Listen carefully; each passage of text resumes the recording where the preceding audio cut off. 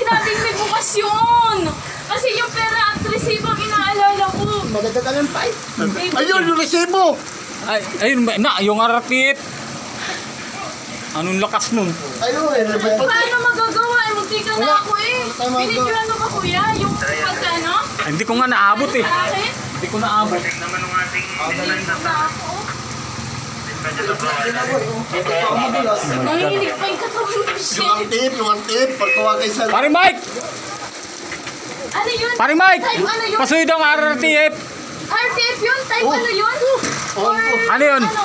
Wala, Terminal P. Terminal P. Terminal P lang. Uy, sabog yung porta doon eh. Hindi ko alam kuya eh. Terminal P, oh. Bulwata, yun ang inagang ko. Shit. Ipo-ipo yun eh. Lakas eh. Munti ka na, sige na ng dalawang barrier. Bagay. Muntik na ayun oh, muntik na madadaanan. Nanginginig yung katawan ko. Eh, hindi ko alam eh. Yung resibo nga na ano ko. Kaya mo, dali ako nun. Ay, munti ka na sa dina din yun, sa bakal. Ay, bigla naman yun eh.